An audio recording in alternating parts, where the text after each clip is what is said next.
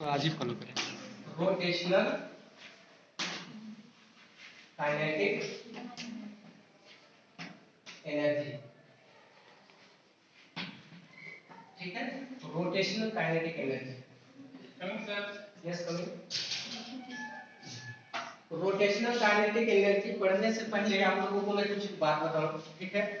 पहला पॉइंट, आपने सिंपल किसी बॉडी के बारे में अगर एज्यूम करोगे, आपने सुना होगा सिंपल बॉडी। तो सिंपल बॉडी एक इंटरनल प्रॉपर्टी रखता है, ठीक है। सिंपल बॉडी एक इंटरनल प्रॉपर्टी होता है जिसकी वजह से वो अपनी पोजीशन में चेंज की अपोजिशन करता है, ठीक है। One body who oppose the change of its position, that is called inertia ना। यस सर, ठीक है।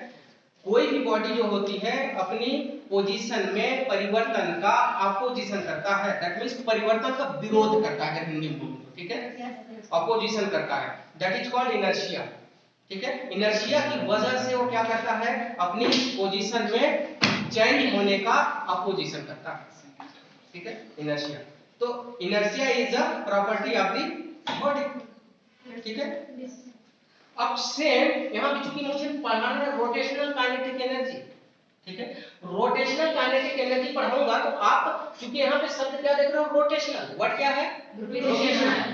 तो जैसे सिंपल बॉडी अपनी पोजीशन में चेंज की अपोजिशन करता है, सेम जब रोटेटरी मोशन करने के लिए बाउंड होता है अगर कोई बॉडी, ध्यान से सुनना, रोटेटरी मोशन करने के लिए जब एक रोटेशनल एक्सिस के अराउंड रोटेटरी मोशन करने के लिए जो बाउंड होता है कोई बॉडी, तो उसे हम कहते हैं रोटेटरी बॉडी में, ठीक है। अब रोटेटरी बॉडी पे जब मैं फोर्स अप्लाई करूंगा तो वो रोटेशनल मोशन करेगा with the angular velocity omega, ठीक है। तब उस टाइम अगर वो बॉडी ऐसे रेस्ट में है, जैसे मैं फोर्स अप्लाई करूंगा तो एकाएक वो चालू नहीं हो जाएगा, स्टार्ट नहीं हो जाएगा, रोटेटरी मोशन नहीं करने लगेगा। वो सबसे पहले क्या करेगा, रोटेटरी मोशन ना करूं करके अपोज करेगा अपनी जो रेस्ट पोजीशन पे खड़ा है, मान लो बॉडी स्टैंड है, तो जैसे मैं फोर्स अप्लाई करूंगा तो वो अपोज करेगा ना, ठीक है, अपोज करेगा। तो जब रोटेटरी बॉडी जो होती है वो जब अपनी रेस्ट में या फिर अपनी पोजीशन में चेंज की अपोजिशन करता है, that is called moment of inertia. जो सिंपल बॉडी पे जो प्रॉपर्टी काम कर रहा था इनर्शिया, जिस इनर्शिया की वजह से वो अपनी पोजीशन में चेंज का विरोध कर रहा था, दैट मींस अपोजिशन कर रहा था ना, सेम रोटेटरी बॉडी क्या करता है, अपनी पोजीशन में चेंज की अपोजिशन करता है, उस टाइम वो इनर्शिया नहीं कहलाती, फिर मोमेंट ऑफ इनर्शिया कहलाती है। जो रोल प्ले कर रहा था इनर्शिया, वही रोल प्ले करता है रोटेटरी बॉडी में मोमेंट ऑफ इनर्शिया। समझ में आया? अब मुझे पढ़ना है रोटेशनल काइनेटिक एनर्जी, तो मैं रोटेशनल काइनेटिक एनर्जी निकालूंगा तो मैं देखूंगा कि एक बॉडी जो होती है रिजिड बॉडी, वो रिजिड बॉडी बहुत सारे नंबर ऑफ एटम्स के कॉम्बिनेशन से बना होता है। तो अगर मैं यहाँ पे बॉडी ले लूं, ये ऐसा मान लो बॉडी है, तो यहाँ पे बहुत सारे एटम्स हैं, ठीक है। अब मैं इसमें फोर्स अप्लाई करूंगा तो निश्चित तौर पे ये इस पोजीशन पे पहुंच जाएगा, ठीक है, इस पोजीशन पे पहुंच जाएगा। तो आप देख पा रहे हो कि रोटेशनल एक्सिस है, मान लो इस रोटेशनल एक्सिस के अराउंड एक रिवॉल्व करने के लिए बाउंड है, ठीक है। तो मैं क्या करता हूं, फोर्स अप्लाई किया तो मैं देख पा रहा हूं कि ये यूनिट टाइम में इस पोजीशन से इस पोजीशन पे पहुंच गया, ये एटम्स इस पोजीशन से इस पोजीशन पे पहुंच गया, ये एटम इस पोजीशन से इस पोजीशन पे चला गया और ये एटम इस पोजीशन से इस पोजीशन में चला गया। आप देख पा रहे हो कि सेम टाइम में एक एंगल थीटा ही घूमे हैं, एंगल थीटा ही कवर किया ना, यस सर, एंगल थीटा से ये घूम गया, ठीक है, कवर कर गया। तो आप देख पा रहे हो कि अगर यूनिट टाइम, अगर टी टाइम ले लो तो टी टाइम में सभी एटम्स, इस रिजिड बॉडी के सभी एटम्स या सभी पार्टिकल यूनिट टाइम में यूनिट एंगल कवर किए हैं, ठीक है। दैट मींस क्या होगा, इनकी एंगुलर वेलोसिटी सेम है, सभी एटम्स की एंगुलर वेलोसिटी सेम है। लेकिन ध्यान से देखोगे तो पाओगे कि ये एटम, ये यहाँ पे जो एटम है वो यहाँ पहुंचने के लिए लीनियर जो डिस्टेंस कवर किया उसने बहुत कम किया, मतलब लीनियर वेलोसिटी उसकी कम है, उससे ज्यादा इसकी लीनियर वेलोसिटी है, उससे ज्यादा इसकी लीनियर वेलोसिटी है, उससे ज्यादा इसकी लीनियर वेलोसिटी है, और सबसे ज्यादा लीनियर डिस्टेंस और लीनियर वेलोसिटी किसकी है, एक आउटर मोस्ट में जो पार्टिकल, ठीक है।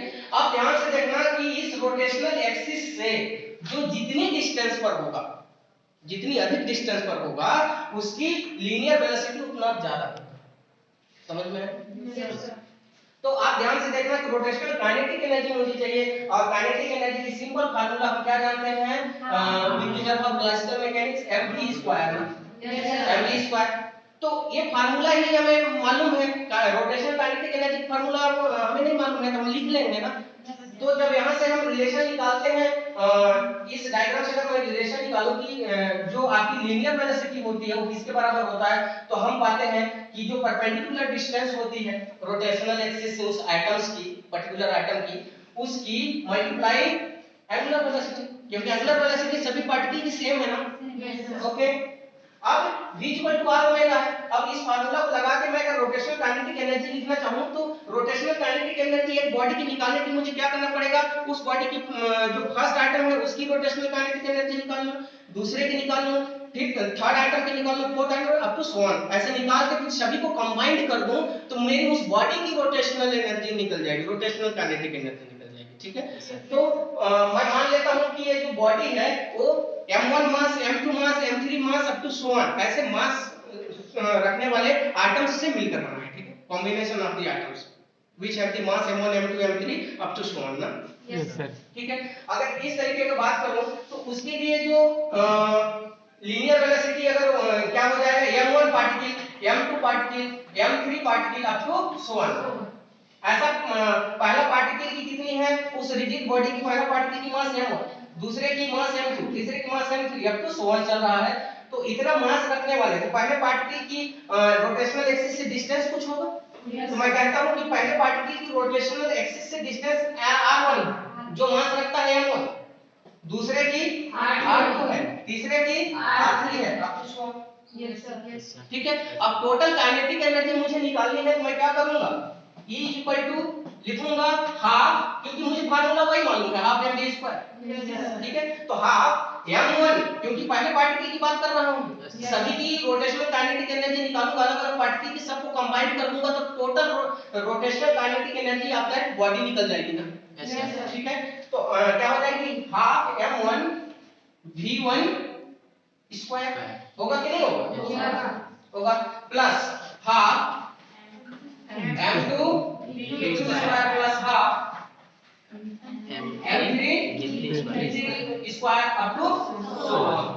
इस तरीके से अगर मैं बात कर लूं तो फिर क्या हो जाएगा, यहां से E इक्वल टू, चूंकि मैं जानता हूं कि V1 की फार्मूला क्या, अभी मैंने बताया था R1 ओमेगा, ओमेगा सेम है सभी की, मैंने क्या बोला था, सभी पार्टिकल की ओमेगा क्या होगी, सेम होगी, omega is the angular velocity ना, yes sir, which is same for that all particle.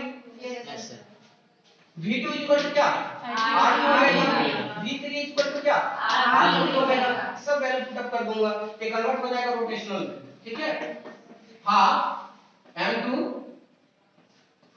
r2 omega का होल स्क्वायर, सर r1, हां r1 कर देते हैं, r1, ठीक है, plus half m2 r2 omega की whole square, yes sir, plus half m3 r3 omega की whole square plus so. ठीक है, अब आप ध्यान से देख पाओगे इस इक्वेशन से कुछ चीज कॉमन निकल रहा है, हाफ कॉमन निकल रहा है और ओमेगा स्क्वायर कॉमन निकल रहा है। Okay, yes sir. अब निकाल देते हैं कॉमन, तो E इक्वल टू क्या हो जाएगा, हाफ इधर मैं कॉमन निकाल देता हूं, अंदर में क्या बचा, m1 r1 square plus m2 r2 square plus m3 r3 square plus up to so on, और बाहर में क्या है, ओमेगा स्क्वायर। अब ध्यान से देखना, जब मोमेंट ऑफ इनर्शिया मतलब इनर्शिया जब पढ़ाया होगा किसी, ठीक है, इनर्शिया जड़त्व आघूर्ण, मोमेंट ऑफ इनर्शिया जब आपने पढ़ा होगा उस टाइम आपने देखा कि मोमेंट ऑफ इनर्शिया कैसे निकालते हैं, I इक्वल टू क्या होता है, किसी बॉडी की मोमेंट ऑफ इनर्शिया क्या होती है, समेशन ऑफ mr स्क्वायर ये आती है। ठीक है, समेशन मैंने इसलिए लगाया कि ये रिजिड बॉडी है, उसकी अगर मोमेंट ऑफ इनर्शिया आप काउंट करने बैठोगे तो प्रत्येक पार्टिकल, एवरी पार्टिकल की आप मोमेंट ऑफ इनर्शिया निकालोगे फिर सभी की जोड़ो। मान लो एक बॉडी 100 पार्टिकल से मिलकर बना है, ठीक है, 100 पार्टिकल से मिलकर बना है, तो वन पार्टिकल की मोमेंट ऑफ इनर्शिया निकालूंगा I1 equal to m1 r1, ठीक है, दूसरे की I2 m2 r2 स्क्वायर, तीसरे की i3 equal to m3 r3 square.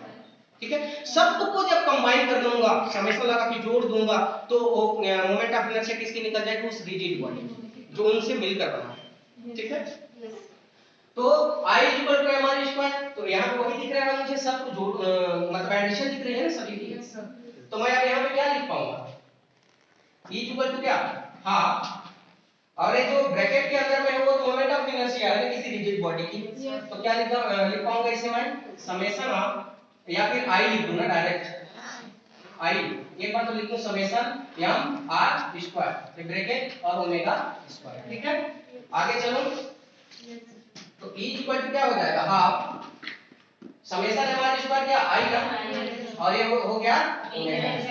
तो रोटेशनल काइनेटिक एनर्जी किसी बॉडी की क्या निकल गई, E equal to half I omega.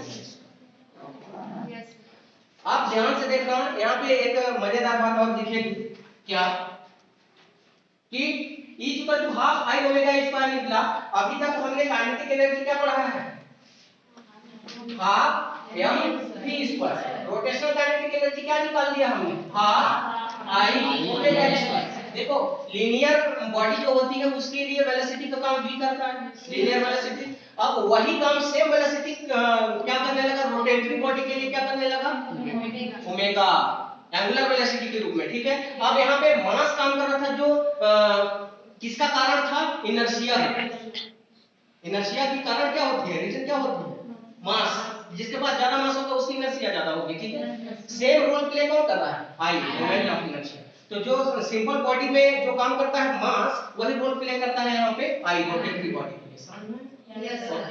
अब यहाँ पे अगर मैं कह दूं कि omega is equal to angular velocity मेरी 1 है, यूनिट एंगुलर वेलोसिटी में क्या ले लूं, 1 ले लूं, तब ये फार्मूला किस में कन्वर्ट हो जाता है, देखो E is equal to half I, ये 1 हो गया। तो I इक्वल टू क्या निकल गया भाई, I इक्वल टू 2E ना। ठीक है, जब कभी भी suppose we take omega is equal to 1, then rotational kinetic energy is equal to moment of inertia ना, और moment of inertia is equal to twice of rotational kinetic energy of that body, rigid body। ठीक है, जब कभी भी omega equal to 1 आप कर देते हो, उस टाइम आप पाते हो कि उस बॉडी की जड़त्वाघूर्ण जो होती है, मोमेंट ऑफ इनर्शिया जो होती है, ठीक है, उसकी रोटेशनल काइनेटिक एनर्जी के ट्वाइस के बराबर होती है। ठीक है, समझ में आया।